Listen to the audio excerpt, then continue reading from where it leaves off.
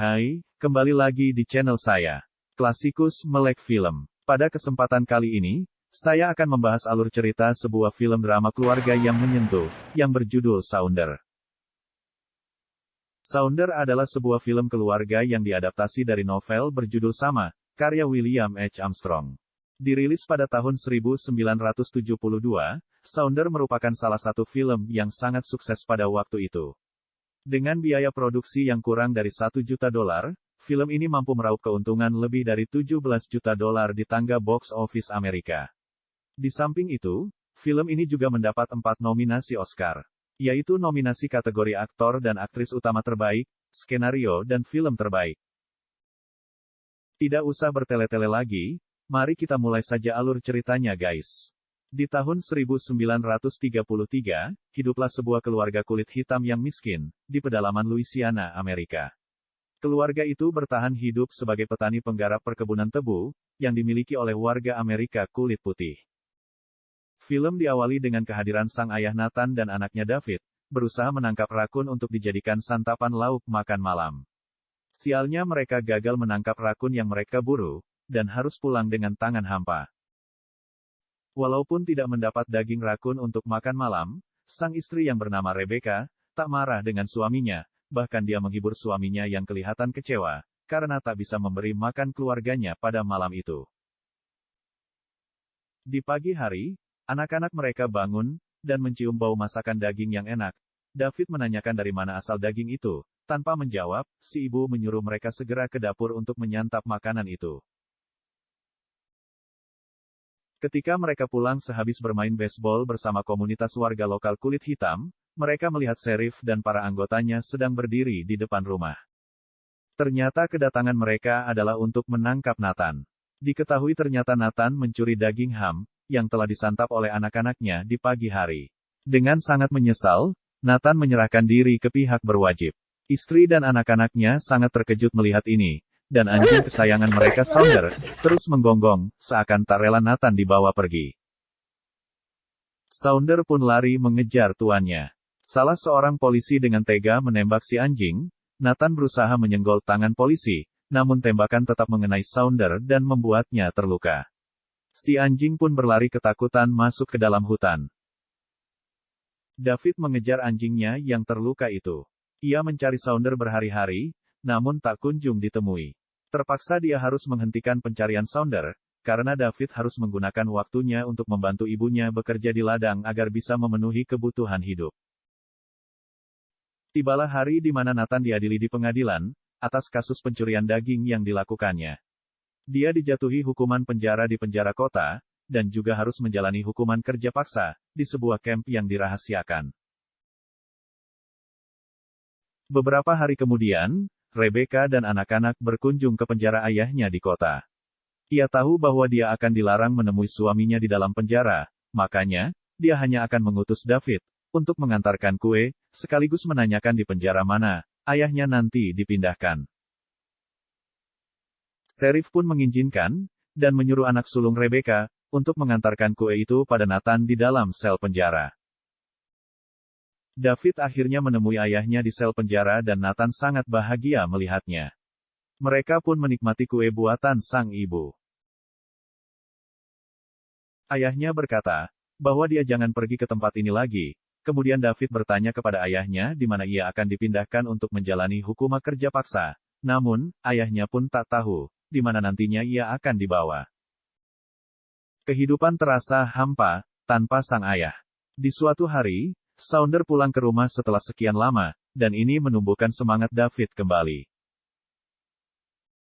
Di suatu hari, David pergi ke rumah seorang wanita kaya berkulit putih, yang bernama Nyonya Botryke. Kedatangan David adalah untuk mengantarkan pakaian Nyonya Botryke, yang dicuci dan disetrika oleh ibu David. Rebecca dan anaknya menerima upah atas pekerjaan tersebut. Nyonya Botryke adalah wanita yang baik hati, kadang ia memberikan buku cerita kepada David dan adik-adiknya. Nyonya Botryke ternyata mengetahui bahwa ayah David ada di penjara dan merasa iba, setelah diberitahu David, bahwa dia memerlukan bantuannya untuk mencari keberadaan sang ayah, dengan tulus ia berjanji akan membantu anak malang itu. Ketika berusaha membantu David menanyakan kepada polisi di mana lokasi penjara Nathan, Nyonya Botrek terkejut dan marah, karena polisi tak mau memberitahunya. Sekalipun dia warga kulit putih yang cukup disegani di kota itu, Pak Polisi tetap menolak memberikan informasi tersebut kepada Nyonya Botrek. Ketika Pak Polisi pergi keluar, dengan hati-hati Nyonya Botrek mengendap dan membuka lemari Pak Polisi, mencari file tentang informasi penjara Nathan. Sayangnya tak berapa lama polisi masuk dan menangkap basah Nyonya Botrek. Dia pun mengancam Nyonya Botrek untuk tidak membocorkan rahasia itu. Kalau tidak, Nyonya Botrek akan diasingkan dari komunitas. Sungguh terlalu. Nyonya Botrek pun ketakutan dan lekas meninggalkan kantor polisi. Dia pun menyesal mengatakan kepada David, bahwa ia tidak bisa membantunya. David pun marah, dan lari meninggalkan Nyonya Botrek. Karena merasa kasihan, Nyonya Botrek mengindahkan ancaman polisi rasis tadi dan datang ke rumah David, dan memberitahu di mana ayah mereka berada. Ternyata Nathan dibawa ke kamp penjara Wisbon yang jauh. Nyonya Botrek kemudian membantu mereka menemukan lokasi tersebut dengan peta yang ia bawa. Keesokan harinya, David diutus ibunya untuk mencari lokasi penjara ayahnya. Dengan hanya mengandalkan peta yang diberikan Nyonya Botrek, dan ditemani Sounder si anjing setia, David berjalan kaki, mencari keberadaan sang ayah. Setelah berjalan siang dan malam, David akhirnya berhasil mendapatkan kamp penjara yang dimaksud, namun sayangnya, dia tidak menemukan ayahnya di situ. Ketika dia bertanya apakah ayahnya Nathan ada di situ, si penjaga penjara mengatakan tidak. Dia bahkan tidak pernah mendengar nama ayahnya itu. Ketika dia bertanya kepada salah seorang tahanan di situ, penjaga memukulnya dengan pentungan, dan mengusirnya pergi, sungguh terlalu. David akhirnya pulang ke rumah. Dalam perjalanannya pulang, tak sengaja dia melihat sebuah sekolah yang isinya murid kulit hitam semua, dan gurunya juga berkulit hitam. Dia tidak pernah melihat sekolah yang semua muridnya berkulit hitam, dan ini membuatnya heran. David pun memohon izin untuk meminta air, untuk membersihkan luka pukulan tadi. Si guru berkulit hitam kemudian membantu David membersihkan lukanya. Karena merasa iba atas apa yang menimpa David, dia menawari David untuk singgah di rumahnya dan juga menawarinya makan siang di sana. Ketika David berkunjung ke rumah guru itu, yang bernama Bu Kemil, dia melihat banyak koleksi buku-buku tertata di lemari Bu Guru. Si ibu guru pun mengenalkan buku-buku apa saja itu. Kebanyakan koleksi bukunya adalah buku-buku tentang biografi orang-orang negro terkenal, dan ini membuat David sangat tertarik. Besoknya David diajak Bu Guru untuk belajar bersama di kelas, dan David mendapatkan pengalaman tak terlupakan di kelas itu. David pun pulang ke rumah, dan dia menceritakan kejadian-kejadian yang terjadi pada dirinya.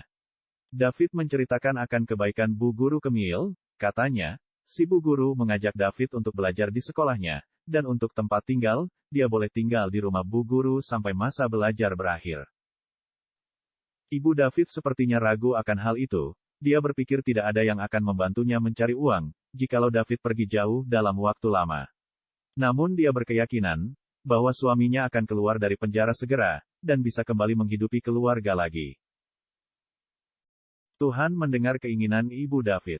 Ketika Rebecca duduk di teras, ia melihat seorang pria berjalan ke arah rumah mereka, ternyata dia adalah Nathan. Terperanjat Rebecca, dan langsung lari menjemput suaminya, yang kini terlihat pincang. Mereka semua menemui sang ayah dan memeluknya dengan bahagia. Sungguh perjumpaan yang menguras air mata. Rupanya Nathan dipulangkan dari kamp kerja paksa, karena mendapat kecelakaan, akibat ledakan dinamit di lokasi kerja dan menyebabkan kakinya patah. Nathan telah kembali ke rumah, dan ini membuat David sangat senang, sekiranya, dia akan bisa belajar di sekolah Bu Kemil di waktu masa belajar nanti, karena ayahnya bisa menggantikan dirinya di ladang. Ketika mereka sekeluarga bekerja mengolah panen tebu, tiba-tiba saja, Nathan terkena alat berat dan tersungkur ke tanah, kakinya langsung terasa sakit yang luar biasa, namun dia bisa bangkit dan meyakinkan orang di sekitar bahwa dia tak apa-apa. David pun berpikir bahwa ayahnya tak sekuat dulu lagi, dan pastinya membutuhkannya di ladang. Seketika harapannya sirna untuk bisa bersekolah nanti.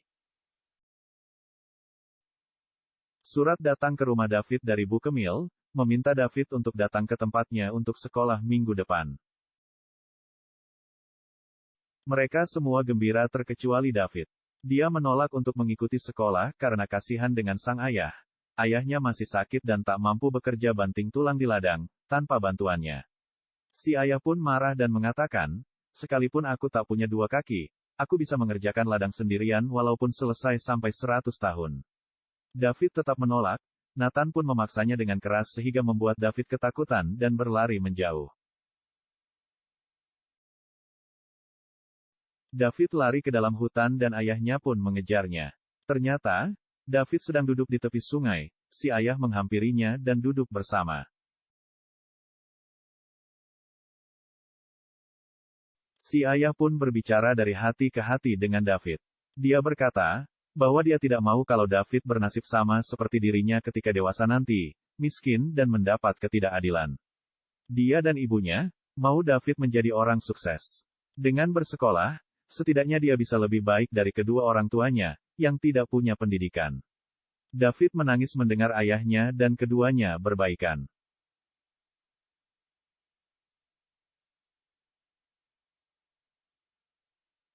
David akhirnya mau untuk melanjutkan sekolah. Dia berpakaian rapi dan sudah siap berangkat ke sekolah Bukamil, berpisah dengan ibu dan adik-adiknya, lalu naik kereta bersama ayahnya yang mengantarkannya ke tempat tujuan, dan cerita pun selesai. Hikmah kehidupan yang bisa kita petik dari film ini, bahwa orang tua yang baik akan selalu berkorban demi kebahagiaan anak-anaknya. Dengan rasa saling cinta, dan support antar anggota keluarga, kesulitan apapun, akan ada jalan keluarnya.